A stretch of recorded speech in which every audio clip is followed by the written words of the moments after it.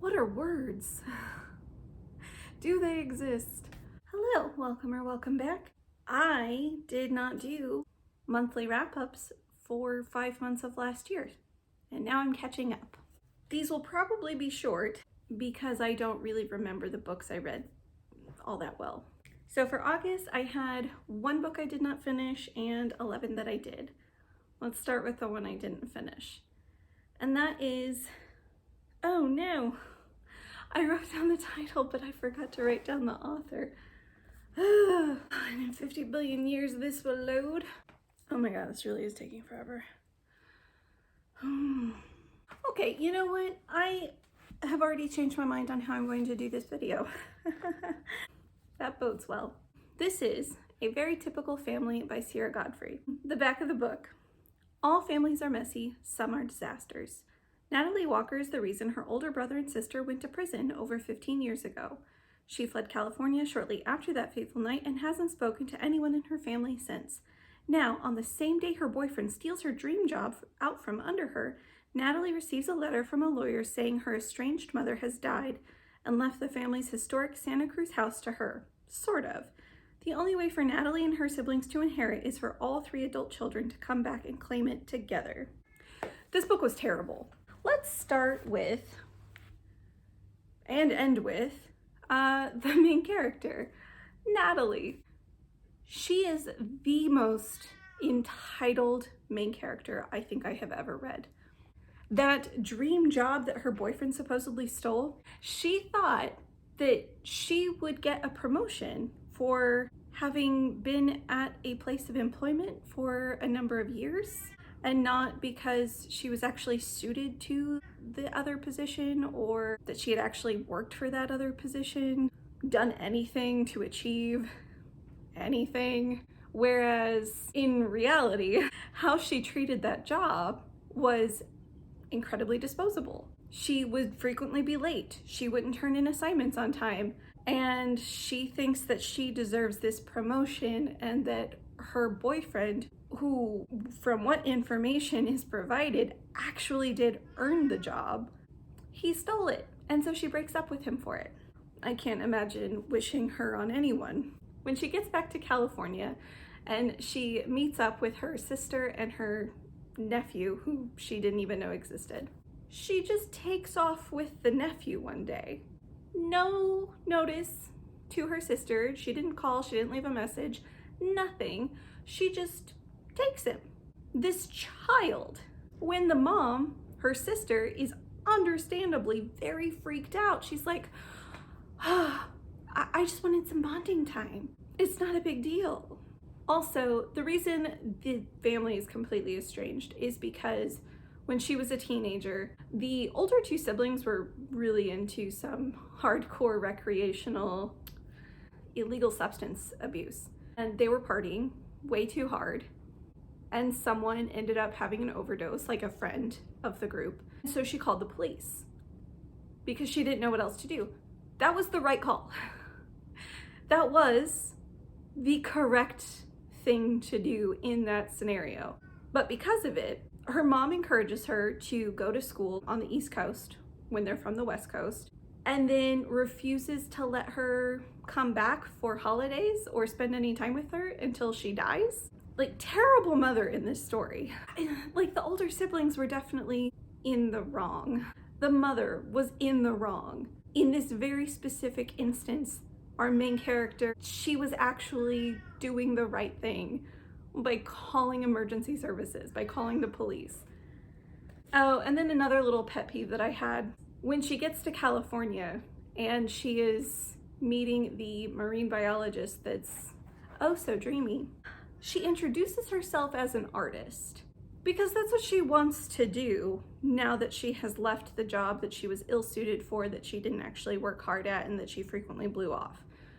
You know, the one that she deserved to get a promotion for. She likes to sketch things as a hobby instead of doing her job. She introduces herself as an artist to him. I read a couple nonfiction books in August. We have All Boys Aren't Blue by George M. Johnson. This was a series of personal essays, from the memories of getting his teeth kicked out by bullies at age 5 to flea marketing with his loving grandmother to his first sexual relationships. This young adult memoir weaves together the trials and triumphs faced by Black queer boys. Both a primer for teens eager to be allies as well as a reassuring testimony for young queer men of color, All Boys Aren't Blue covers topics such as gender identity, toxic masculinity, brotherhood, family, structural marginalization, consent, and Black joy. Johnson's emotionally frank style of writing will appeal directly to young adults.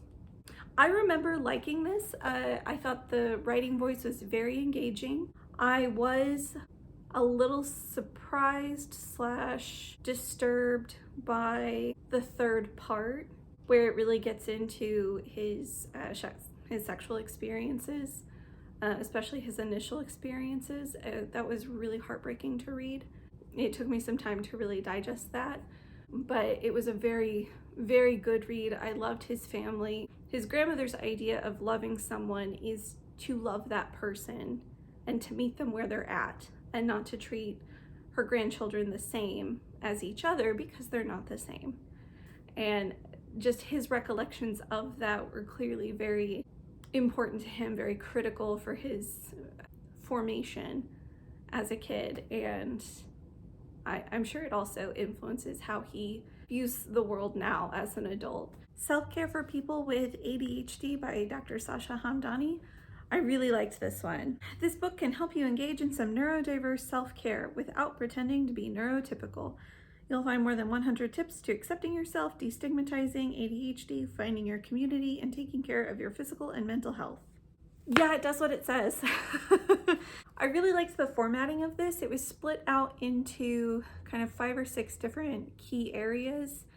Within each of those areas were topics. Each topic was a single page, brief discussion, and then tips and tricks of what you can try and do as someone with ADHD. All right, next category of books, we have romance. So first comes Scandal by Julia Quinn. She was given 2 choices. Georgiana Bridgerton isn't against the idea of marriage. She just thought she'd have some say in the matter. But with her reputation hanging by a thread after she's abducted for her dowry, Georgie is given 2 options: live out her life as a spinster or marry the rogue who has ruined her life. Enter option 3. As the 4th son of an earl, Nicholas Rokesby is prepared to chart his own course. He has a life in Edinburgh where he's close to completing his medical studies, and he has no time or interest to find a wife. But when he discovers that Georgie Bridgerton, his literal girl next door, is facing ruin, he knows what he must do. So this was cute, fine but forgettable. It was not one of the Julia Quinn books that I hated. And it's a little bit like childhood friend to now they're becoming lovers. The next Julia Quinn book. So I read the first book of the Smythe-Smith quartet. There is not a whole lot on the back of this book. Featuring the romantic exploits of the well-meaning but less than accomplished Smythe-Smith musicians, in this case a beautiful violinist in the pitiful group who has her sights set on marrying the last unwed Bridgerton, unless her handsome love-struck guardian has anything to say about it. This was just like Heaven, fine but forgettable, and I recall being amused, but I don't know, it's been almost 6 months, I don't remember much. Ooh, for a book I enjoyed a lot more, we have Tightrope by Amanda Quick. Back of the book. Former trapeze artist Amelie Vaughn moved to Burning Cove to reinvent herself, but things are not going well. After spending her entire inheritance on a mansion with the intention of turning it into a bed and breakfast, she learns too late that the villa is said to be cursed. When the first guest, Dr. Norman Pickwell, is murdered by his robot invention during a sold-out demonstration, rumors circulate that the curse is real. In the chaotic aftermath of the spectacle, Amelie watches as a stranger from the audience disappears behind the curtain. When Matthias Jones reappears, he is slipping a gun into a concealed holster. It looks like the gossip that is swirling around him is true. Matthias evidently does have connections to the criminal underworld. Matthias is on the trail of a groundbreaking prototype cipher machine. He suspects that Pickwell stole the device and planned to sell it. But now Pickwell is dead and the machine has vanished. When Matthias's investigation leads him to Amelie's front door, the attraction between them is intense, but she knows it is also dangerous. Amelie and Matthias must decide if they can trust each other and the passion that binds them because time is running out. So going back to the idea that she's a former trapeze artist, She had worked in a traveling circus. The reason she left is that someone tries to murder her. So that's also kind of a thread running through the story. I liked it. I really enjoy Amanda Quick and Jane Castle and Jane Ann Krentz. Any of Jane Ann Krentz's pen names I have just really enjoyed. So recommend that one. I believe that was book 3 of the Burning Cove series. This one's a contemporary romance. It was by an author whose writing style I had liked, but the first book I tried by her I did not like. Mia Sosa. This one was cute. The Wedding Crasher. Just weeks away from ditching DC for greener pastures, Solange Pereira is roped into helping her wedding planner cousin on a random couple's big day. It's an easy gig until Solange stumbles upon a situation that convinces her the pair isn't meant to be. What's a true blue romantic to do? Crash the wedding, of course, and ensure the unsuspecting groom doesn't make the biggest mistake of his life. Dean Chapman has his future all mapped out. He was about to check off start a family and on track to make partner when his modern-day marriage of convenience went up in smoke. Then he learns he might not land an assignment that could be his ticket to a promotion unless he has a significant other, and in a moment of panic, Dean claims to be in love with the woman who crashed his wedding. Oops. So this is fun. There are some details of Mia Sosa's writing, like that she brings in for the family of the characters that I really, really enjoy. I like that she has strong, independent characters. This book definitely hit better for me than the other one I had tried to read that involved a cousin of Solange's. I do recommend that one. All right, next up. Oh, August was the last month of the summer reading challenge through my local library. I did read 2 other books on that list. I did not finish that list. I think there were 27 titles, if I remember correctly. Aside from reading 2 in August, I had 3 that were in progress that I still have not finished, and 9 that I just never even touched. How It All Blew Up by Arvin Ahmadi. 18-year-old Amir Azadi always knew coming out to his Muslim family would be messy. He just didn't think it would end in an airport interrogation room. But when faced with a failed relationship, bullies, and blackmail, running away to Rome is his only option, right? Soon, late nights with new friends and dates in the Sistine Chapel start to feel like second nature, until his old life comes knocking on his door. Now Amir has to tell the whole truth and nothing but the truth to a U.S. Customs officer or risk losing his hard-won freedom. I really, really liked this one. This was told in multiple points of view.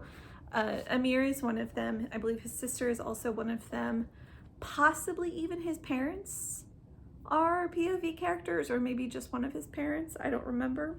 Ultimately, it's just a book about a family that loves each other. It was very charming. I think it really handled well the idea that you might be scared to come out to your family, that you love and respect them, and maybe you don't understand their perspective. I think it handled well just an everyday look at a normal, typical family where sometimes it's hard to communicate what you think and what you feel. And so sometimes the idea of running away just seems like the better choice. But at the end of the day, everyone in this really loves each other, and they were very cute. So this one is a YA thriller, Girl on the Run by Abigail Johnson. Caitlin wants the best for her widowed mom. Surprising her with an online dating profile seems like a good idea. It isn't. Caitlin's mom hasn't just been acting overprotective all these years, she's been hiding something. And now that anyone can find them online, Caitlin is in a desperate race against time to uncover the secrets of the past, not only her mom's, but also her own. As Caitlin's world unravels, she begins to trust the guy who brought this nightmare to her door, and to doubt the one person she never thought she would. Because her mom has been hiding for a reason. She's been waiting. Is this the best thriller suspense book I've read? No. Was it well done? Yes. Did I like it? Yeah. I mean, it's not my preferred genre, maybe? I don't know, the thriller aspect isn't. But I really enjoy romantic suspense. There's a little bit of a romance in here as well. Though it is geared towards YA, so do with that what you will.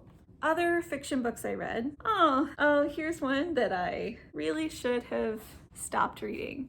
I was so disappointed by this. It had a great cover, it had a great title. Like, there is no reason this book should not have worked for me. except Frankie Diane Mallis's Daughter of the Drowned Empire. 19-year-old mage Lady Liriana Batavia is third in line to the seat of power in Bamaria, a position of wealth and privilege, but not safety. Bamaria falls under the rule of the Lumerian Empire, survivors of a celestial war whose island sank in the drowning.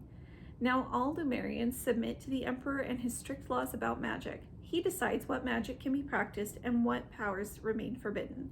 He decides who will die for possession of forbidden magic, which, by the way, you do not control what sort of magic you possess. So there's that.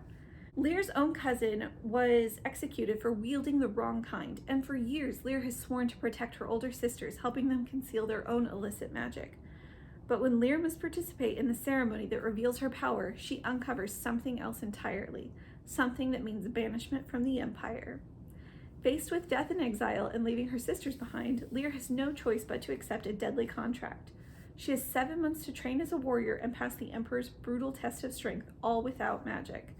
But when she's forced to train with Lord Ryanhart, the man she secretly loved since she was a girl, which, like, I'm gonna call bullshit there, based on how this plot was set up, that I did read, and I do kind of remember this. She may have had like a girlhood crush, but she has not been secretly in love with him since she was a child. A feared warrior in exile himself, also, I think it's been like 3 years. Anyway, a feared warrior in exile himself, forbidden to her in every way, she's in danger of losing far more than her family, life, and country. Rebel forces and an invading army are destabilizing Bamaria, just as her family's secrets threaten to reveal themselves. Surviving the training and saving her sisters may mean sacrificing her own heart. Okay, so what I hated about this is she was so dumb. Oh my, she was so dumb. I wanted it to just be over. And initially when I wrote up my list of books that I read for August, I could not remember hardly anything about this book. So I went to Amazon and I looked up the series. Apparently there are like 5 titles, and that's when I started remembering. Her sisters have the forbidden magics. And because her sisters have forbidden magic, she is essentially their household everything. She takes care of them. One of the sisters is basically abusive. Like, she doesn't mean to be, but when she's in the grip of one of her episodes, like, she can be very, she can physically endanger other people. Our girl Lear frequently is trying to cover up bruises and scratches and cuts. Lear has a boyfriend at the beginning of this, whom she fully expects will ask her to marry him. But he is very much on the side of, if someone has forbidden magics, you gotta kill them or exile them, depending on which is sentenced for the person. But he is more than happy to just, his family in general is more than happy to just kill those people. So not only are her sisters gifted with the forbidden magics, her cousin is also gifted with forbidden magic and ends up dead. Pretty sure her boyfriend's the one who kills her, but at this point I don't remember that super clearly. But going back to the idea of our girl Lear, she is basically the caretaker for her sisters. Her dad leaves her in charge of all of that. They have no household servants in the personal quarters because witnesses. She's somehow full-time caretaker. She's somehow keeping up with normal social gatherings. She's keeping up with the fashions and trends in society. She is doing everything to appear like a socialite of this world, while also secretly being the full-time caretaker to 2 young women who are older than her, stronger than her, and who occasionally are physically violent with her, such that she is having to administer first aid to herself and also apply makeup to hide and disguise the evidence of the physical abuse that she's suffering. And her boyfriend, they are intimate enough that she's expecting a proposal. Her boyfriend, who again is very, let's kill the people who have the bad magic, that she at some point expresses that, like, internally she expresses how disgusted she is that she's with him, but on the other hand she has to be with him until her childhood love, some boy she kissed 3 years ago, comes back into her life, and then she has an option. I liked the world building. I hated the main character. It took a while to get to the point where it was obvious that that whole first relationship between her and her boyfriend was just a total plot convenience so that she can feel pressure. It was unnecessary, especially as long as it took. Now this one I really, really liked. So the penultimate is Someone Else's Bucket List by Amy T. Matthews. Jody Boyd is a shy and anxious 20-something, completely unsure of what to do with her life. Her older sister Bree is an adventurous, globe-trotting, hugely successful Instagram influencer with more than 1 million followers. She's the most alive person Jody knows, up until Bree's unfathomable, untimely death from leukemia. The Boyds are devastated, not to mention overwhelmed with medical debt, but Bree thought of everything. And soon, Jody is shocked by a new post on her sister's Instagram feed.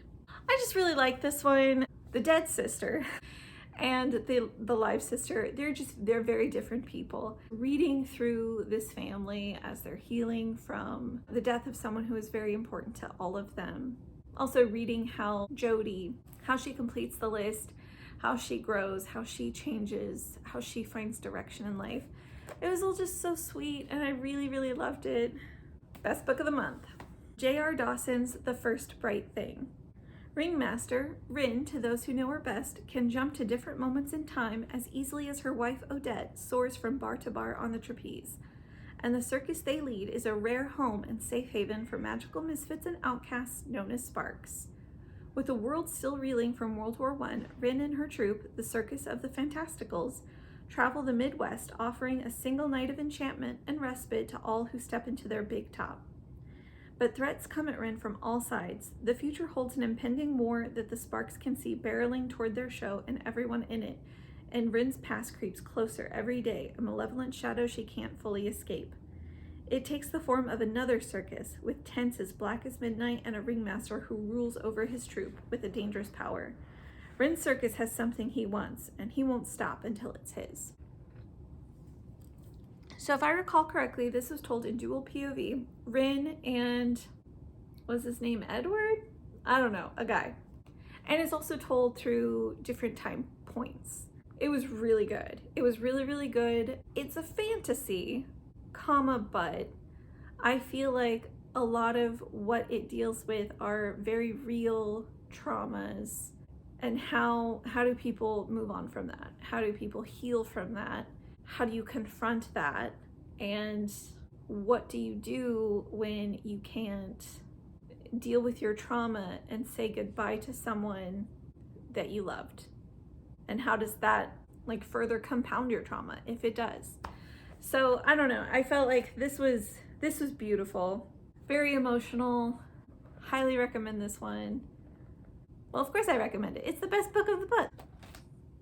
Well, thank you for watching, and I will hopefully see you soon with a September wrap up. You know, just 5 months late.